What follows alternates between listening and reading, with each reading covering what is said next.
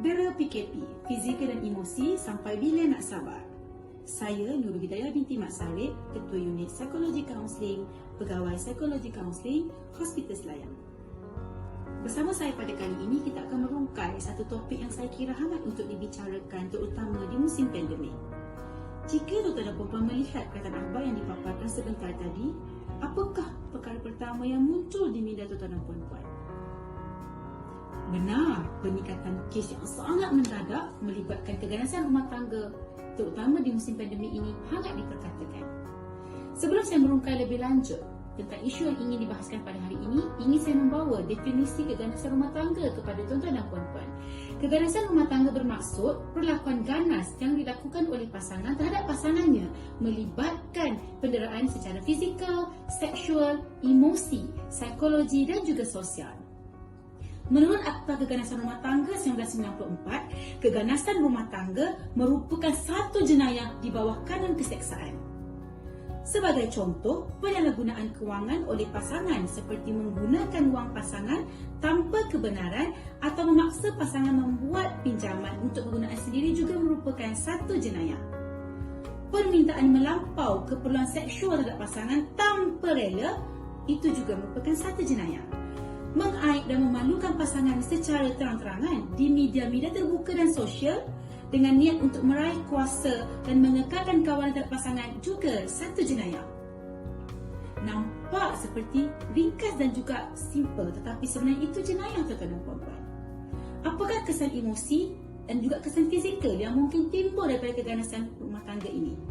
Kesan emosi seperti marah, dendam, geram, sedih, terkilan, hilang keyakinan diri dan mungkin juga akan melibatkan berlakunya perubahan tingkah laku akan wujud di antara pasangan tersebut.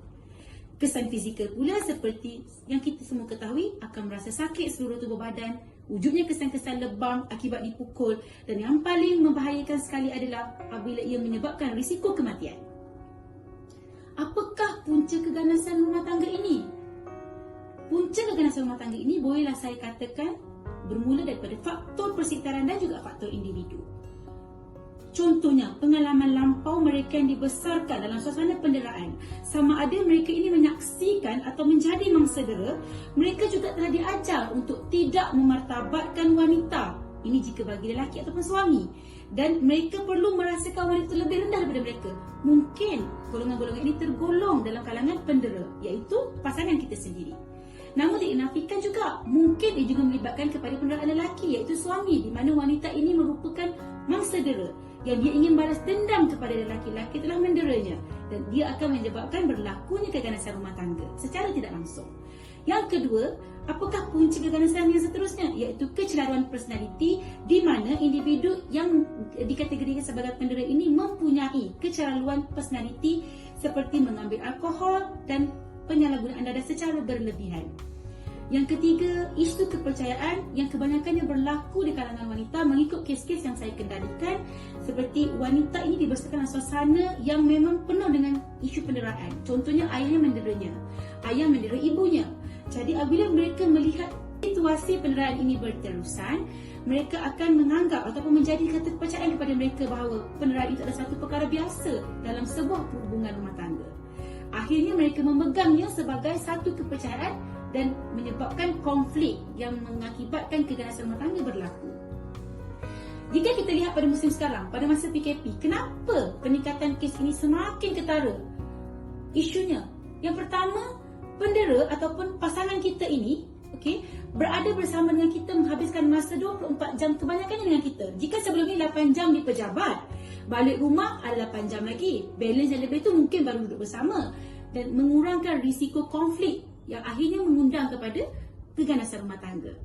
Faktor yang kedua adalah pengasingan sosial yang menyebabkan berlakunya tahap tekanan yang tinggi dan tidak boleh untuk menghilangkan stres. Jika dulu pasangan kita, mungkin diri kita sendiri pun sebagai wanita mungkin keluar untuk bershopping dengan kawan-kawan, mungkin lelaki akan keluar mengetik, akan keluar ke kedai mamak melihat bola, ataupun kita yang perempuan akan keluar untuk shopping secara online maupun shopping secara fizikal. Tapi sekarang semua terbatas mengikut norma baru dan ini menimbulkan tahap tekanan yang sangat tinggi dalam seisi rumah tersebut. Akhirnya apa yang akan berlaku? berlakulah penderaan kepada pasangan. Yang seterusnya, faktor yang berlaku adalah isu yang paling ketara sekali, iaitu isu kewangan. Di mana jika sebelum ini kita mempunyai sumber kewangan yang kukuh untuk memenuhi keperluan isi rumah. Tapi jika dilihat pada keadaan sekarang, suami dibuang kerja, isteri mungkin dikurangkan gaji, suami mungkin ada kecenderungan untuk dibuang kerja.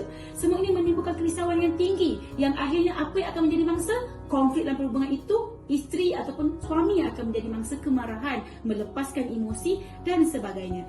Akhirnya kesan kesihatan mental yang timbul adalah mereka akan mengingat segala peristiwa yang berlaku, trauma yang timbul, dan akhirnya mereka akan mengingatinya sehingga sepanjang hayat mereka. Faktor yang keempat adalah persekitaran rumah yang sempit ataupun tidak kondusif. Contohnya, kita duduk kat rumah flat, ada 2 bilik. Kita ada ramai ahli keluarga, mungkin 6 ataupun 7 orang satu ahli keluarga.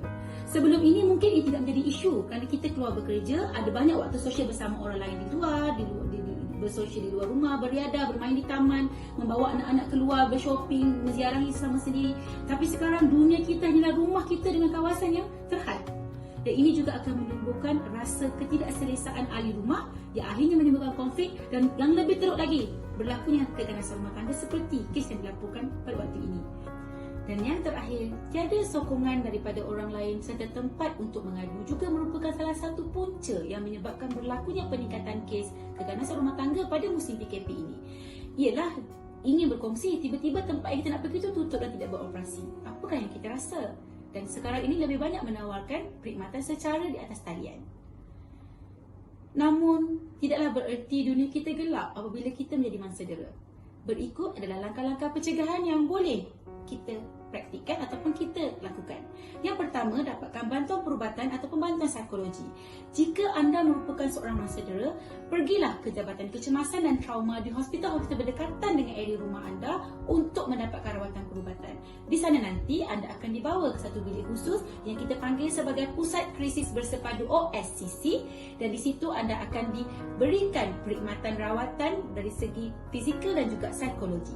Dan apa yang lebih bagus lagi, sekiranya di hospital tersebut terdapat pondok polis, boleh juga laporan dibuat di situ, dengan mana doktor akan mengisi borang 59 yang akan mencatatkan segala butiran kecederaan fizikal yang dialami, dan ini akan membantu wanita-wanita ataupun mana-mana suami yang didera untuk mendapatkan perkhidmatan rawatan psikologi dan juga psikoterapi. Langkah kedua, apa yang perlu anda lakukan adalah mendapatkan bantuan daripada talian bantuan awam dan ataupun NGO. Hubungilah talian kasih 15999 untuk mendapatkan bantuan sokongan emosi supaya anda tidak merasa keseorangan. Ataupun anda juga boleh mendapatkan bantuan di mana-mana organisasi wanita yang menawarkan bantuan seperti Women's AIDS Organisation WAO. Organisasi ini merupakan organisasi yang sangat mementingkan hak wanita dan sentiasa memartabatkan wanita supaya wanita tidak merasa keseorangan ataupun tidak mendapat pembelaan bila berlakunya sesuatu keganasan. Langkah ketiga, buatlah laporan polis. Anda boleh pergi ke mana-mana sahaja balai polis untuk membuat laporan. Nyatakan dengan jelas kejadian tersebut berserta dengan waktu dan tarikh supaya ini memudahkan penyiasatan pihak berkuasa. Jangan segan untuk meminta bantuan kerana pihak polis adalah individu yang sepatutnya anda meminta bantuan ketika berada dalam kesusahan. Langkah yang keempat, yang paling penting saya kira untuk wanita-wanita di rumah ataupun untuk semua mangsa-mangsa dera adalah dengan merancang laluan keselamatan. Yang mana sediakan pelan ataupun rancangan sekiranya anda terpaksa meninggalkan rumah sewaktu anda didera. Katalah anda didera dengan teruk sekali pada waktu tersebut. Di mana lagi anda ingin minta bantuan selain daripada anda kena meninggalkan rumah baru boleh minta bantuan? Apa yang paling penting anda lakukan adalah dengan anda mempunyai kunci spare di rumah dan anda tahu di mana kedudukan kunci spare tersebut untuk memudahkan anda keluar dari rumah apabila berlaku kecemasan.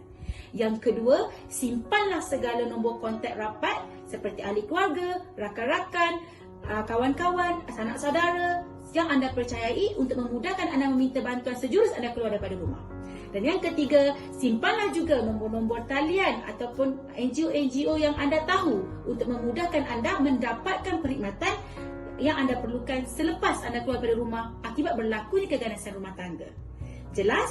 Janganlah anda hanya duduk diam sahaja kerana anda wanita, tapi anda perlu tahu apa yang perlu anda lakukan bila berlakunya keganasan rumah tangga kepada anda.